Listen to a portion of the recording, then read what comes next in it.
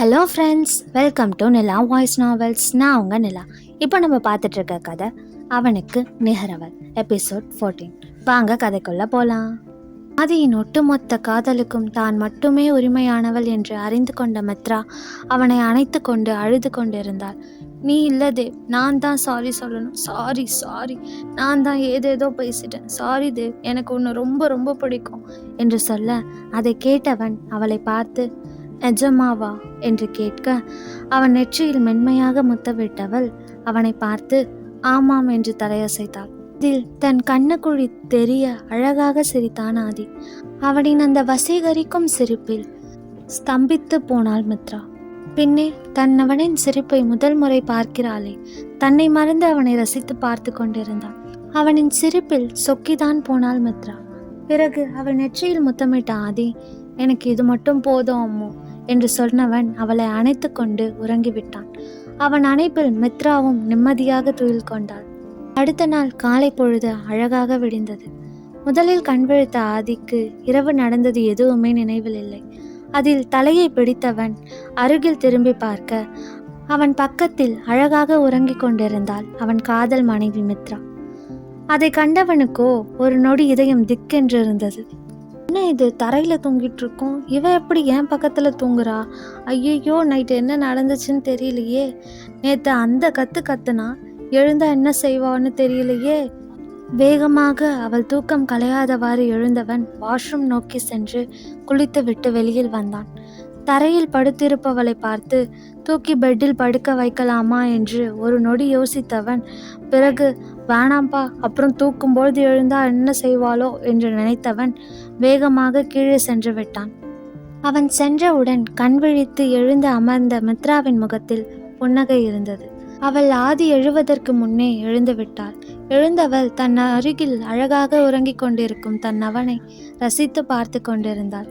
அவன் எழுவது போல் தெரிய அமைதியாக கண்ணை மூடிக்கொண்டு தூங்குவது போல் நடித்தவள் அவன் என்னதான் செய்கிறான் என்று பார்க்க நினைத்துதான் அமைதியாக இருந்தாள். அவன் பேசியதையெல்லாம் கேட்டவள் சிரித்து கொண்டிருந்தாள். அனைவரையும் நடுங்க வைக்கும் ஏடியவையே நடுங்க வைத்து விட்டாள் அவனின் காதல் ராட்சசி அம்மு. இங்கு கீழே வந்த ஆதி அங்கே அமர்ந்திருக்கும் சர்வா மற்றும் துருவனை பார்த்து, நீங்க எப்போ வந்தீங்க என்று கேட்டவனுக்கு நன்றாகவே தெரியும் அவர்கள் நேற்றே வந்து விட்டார்கள் என்று. அவனை பார்த்த சர்வா, ஏன் ஆதி, நாங்க நேற்று வந்தது உனக்கு தெரியாது அப்படிதானே என்று கேட்க, அவனை முறைத்து பார்த்த ஆதி திரும்பி துருவனை பார்த்து, என்னென்னவோ பண்ற போல என்று கேட்க, அதில் திடுக்கிட்ட துருவனை சர்வாவும் திரும்பி பார்க்க, திருட்டு முழித்து கொண்டிருந்த துருவனோ ஆதியை பார்த்து, நான் என்ன பண்ண, ஒன்றும் பண்ணலையே என்று சொன்னவனை நக்கலாக பார்த்தான் ஆதி. நீ ஒன்றும் பண்ணல அப்படிதானே என்று ஆதி அவனை ஆழமாக பார்த்து கொண்டு கேட்க, ஆதியின் பார்வையை உணர்ந்த சர்வா துருவனின் காதில், என்னடா பண்ணி தொலைஞ்ச, உனக்கு தெரியாம தான் நம்மளால ஒன்றும் பண்ண முடியாதுன்னு உனக்கு தெரியும்ல, நீ எந்த மூலையில என்ன பண்ணாலும் அவன் கண்டுபிடிச்சிருவான், இப்படி முறைச்சு பார்க்குறானே, அப்படி என்னத்தை தான் பண்ணி தொலைஞ்ச என்று சர்வா கேட்க, துருவனோ மனதிற்குள்ளேயே, ஐயோ இவன்கிட்ட இருந்து ஏதாவது மறைக்க முடியுதா, எப்படி தான் கண்டுபிடிக்கிறானோ தெரியல, இப்போ எப்படி இவன்கிட்ட இருந்து தப்பிக்கிறது என்று யோசித்து கொண்டிருந்தவனை காப்பது போல் வந்தாள் மித்ரா. ஹாலிற்கு வந்த மித்ரா அவர்களை பார்த்து, குட் மார்னிங் அண்ணாஸ், காஃபி குடிச்சிங்களா என்று கேட்க, இன்னும் இல்லைம்மா, இனிமே தான் குடிக்கணும் என்று சர்வா சொல்ல, சரி நான் உங்களுக்கு காஃபி போட்டு எடுத்துட்டு வரேன் என்று சொன்னவள் கிச்சன் நோக்கி செல்ல, அப்பொழுது அங்கு வந்தான் Arjun. Good morning Anima. Good morning Vidhu, tea வேணுமா இல்லை காஃபி வேணுமா உனக்கு என்று மித்ரா கேட்க, எனக்கு எதுவாக இருந்தாலும் ஓகே அனிமா என்று சொன்ன அர்ஜுனை பார்த்து தலையசைத்து சிரித்தவள் கிச்சன் நோக்கி சென்று விட்டாள். ஆனால் இங்கு ஆதியோ கடுப்பில் அமர்ந்திருந்தான். இவங்க கிட்டலாம் நல்லா பேசுறான், என்னை பார்த்தா மட்டும் முறைக்கிறான் என்று நொந்து கொண்டவன் அப்பொழுது அர்ஜுனை பார்த்த துருவன், அது என்னடா குட்டிமாவை அனிமான்னு கூப்பிடுற கேட்ட துருவனை பார்த்த அர்ஜுன், அது ஒன்றும் இல்லைனா என்று மித்ரா அவன் இந்த வீட்டிற்கு வந்த முதல் நாள் அவனிடம் பேசியது, அவனுக்கு சாப்பாடு ஊட்டியது என்று அனைத்தையும் கூறியவன், எனக்கு அண்ணி கூட இருக்கும்போது அம்மா கூட இருக்கிற மாதிரி இருக்குண்ணா, அதான் அண்ணி ப்ளஸ் அம்மா ஈக்குவல் டு அனிமா என்று சொன்ன அர்ஜுனை பார்த்த மூவருக்கும் அவன் அம்மாவின் மீது வைத்திருக்கும் ஏக்கம் புரிந்தது. அதே சமயம் மித்ரா அவனுக்கு ஒரு தாயின் அன்பை கொடுத்திருக்கிறாள் என்று நினைக்கும் பொழுது சந்தோஷமாக இருந்தது.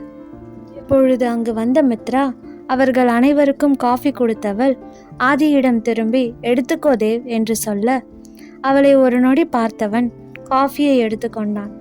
அவன் எடுத்தவுடன் தன்னுடைய காஃபியையும் எடுத்துக்கொண்டவள் அவன் பக்கத்தில் அமர்ந்து கொண்டு குடிக்க ஆரம்பித்தாள் மித்ரா.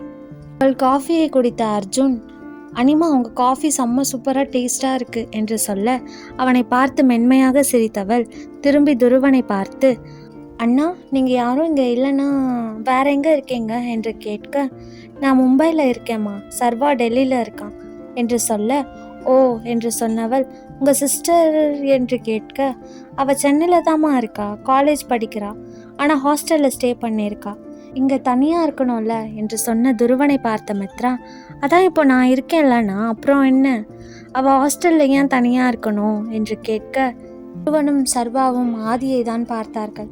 அவன் சரி என்பது போல் கண்ணசைக்க மித்ராவை திரும்பி பார்த்த சர்வா, சரிம்மா அம்ருவை இங்கே வர சொல்லிடுறேன் என்று சொன்னவன் அவளை பார்த்து மென்மையாக சிரித்தான். ஓகேண்ணா என்று சொன்னவள் அர்ஜுனிடம் திரும்பி, விது இங்கே பூஜை ரூம் எங்கே இருக்கு என்று கேட்க, வாங்க நீமா காட்டுறேன் என்று சொன்னவன் வீல் சேரில் அவளுடன் சென்றான். பூஜை ரூமிற்கு வந்தவள் அதை பார்க்க அங்கு எந்த ஒரு சாமி படங்களும் இல்லை. அதற்கு மாறாக கிருஷ்ணா ஜோதியின் புகைப்படம் மட்டும் பெரிதாக மாட்டப்பட்டிருந்தது. அதை பார்த்தவள் அதிர்ந்துதான் போனாள். மாலை போட்டு இருந்த அவர்களின் புகைப்படத்தை பார்த்தவள் அர்ஜுனிடம் திரும்பி, விது இவங்க என்று கேட்க, இவங்க தான் அண்ணி, கிருஷ்ணாப்பா அப்புறம் ஜோதிமா என்று சொல்ல, அதில் மேலும் அதிர்ந்தவள் வேகமாக ஆதியை தேடி சென்றாள்.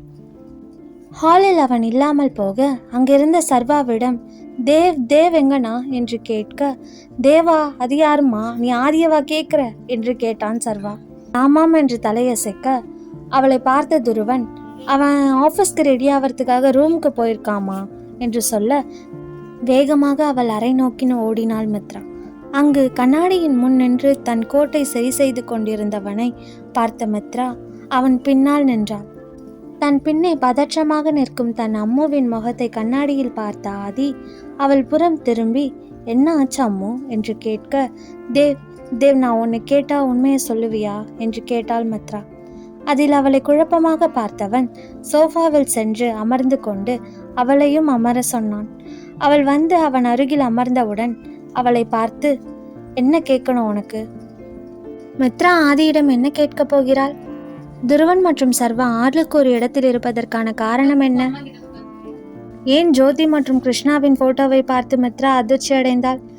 இதை பற்றி மேலும் தெரிஞ்சுக்க நிலா வாய்ஸ் நாவல்ஸை சப்ஸ்கிரைப் பண்ணுங்க.